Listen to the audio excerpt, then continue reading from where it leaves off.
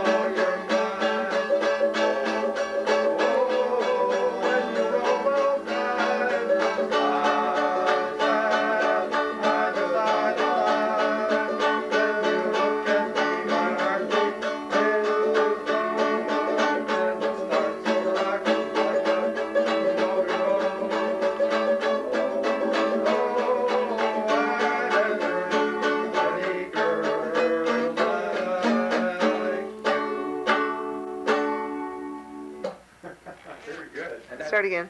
This instrument was purchased when I was in high school. It cost me $10. It's a Continental. And when I was in high school, that was in 1945. And I took this little piece of instrument with me to college. And when I got out of college, I took it into the service. And on the back of here, it shows my name and it shows 3rd Platoon. And this was at let's see, 22 January of 1954, and that's when I was with the Army Security Agency over in Japan. And we used to sit on the bunks, and we would play music with this thing. It was a lot of fun. Oh, yeah? Yep. So what did you sing when I was still We sang born? some of the songs that you just heard. Some of the songs that you have already recorded, sir. Yeah. And And how did I get to be named Thomas? you got to be Instead of, named Thomas Kevin after my brother. It was Charles Like Thomas. most of the children, was always called by something other than his right name. Tommy is Charles, but we call him Tommy. And the thing that's really funny about Tommy is that when he came home from his first year in college, he he used to date some gals down there, and he got pretty serious with them in Villanova. And they would write him letters, and they would, down in Villanova, he was known as Charles, not Tommy. So these letters would arrive at the hotel, and my father, being named Charles, he would sometimes open these letters up, and he thought that was the greatest thing. He's getting these wonderful letters from these young gals. He didn't realize that. So the following year, when I went back to school, I told all my good friends, particularly my women friends, and they wrote me in Saratoga to write me as Tom Russell.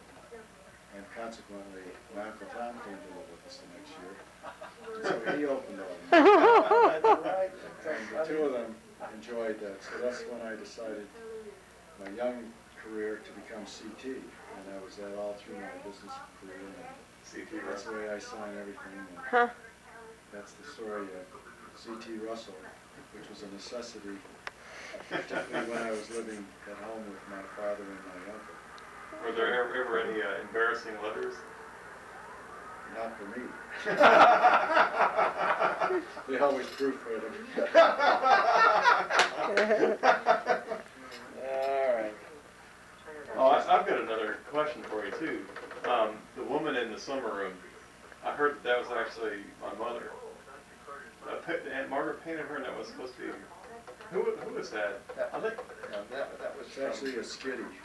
Skidmore. Because I think Aunt Ann was telling me that she thought that was actually supposed to be. Well, your mother was very well built, but and still is. But I mean, the picture was drawn for I think it was the winter carnival at Skidmore. And Margaret did a lot of things that, in fact, you've seen the film that Charlie put together. Yeah, all the paintings. Funny It's place. just a fantastic I have a link in here. thing of all the things that Margaret, after she went to Syracuse, she would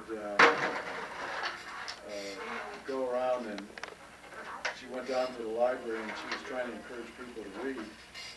And she'd make these wonderful paintings each month, and she would do them on just anything like the On the background walls, of like- wallpaper, or Mirrors. and they would put them up in the library, and they were in the paper, and she was extremely talented. Her problem was that she was such a perfectionist that when she went into business as an art down in New York, she couldn't draw fast enough.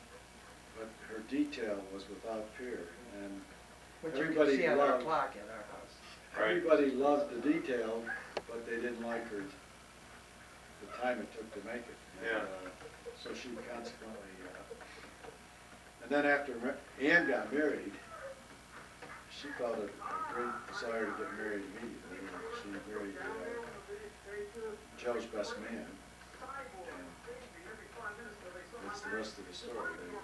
They had 3 lovely kids, and it just Yeah. was Yeah. a nice scenario. Yeah. And she was very talented, and when I look at your kids and the kids around the family, I think that this business of skipping a generation, watching the way some of these children can draw and stuff, she had a wonderful gene for so we were blessed. We had a wonderful childhood. And I think that the most fun was being so close age-wise to Dave, because after we got through fighting, which was about when David got big enough to beat the hell out of me. No, it was in high school, because he was a terror. This, Yeah. we struck a friendship, and I'll just tell you this quick story, because we were fighting so bad over who touched the ball last in the basketball game in the front porch that Laney called my father to come down and separate us. And we usually would hear my father go ba-bump, bump, ba-bump, because we were duly employed out hitting each other. We never hit each other in the face, but we tell you, it's wonder we didn't break bones in our chest. But the final announcement, my father walked out and he separated us. He didn't hit David for some reason, and he slapped me, and I think it's the second time in my life my father ever slapped me. First time was when we did all the sheets in the backyard after about a week of rain.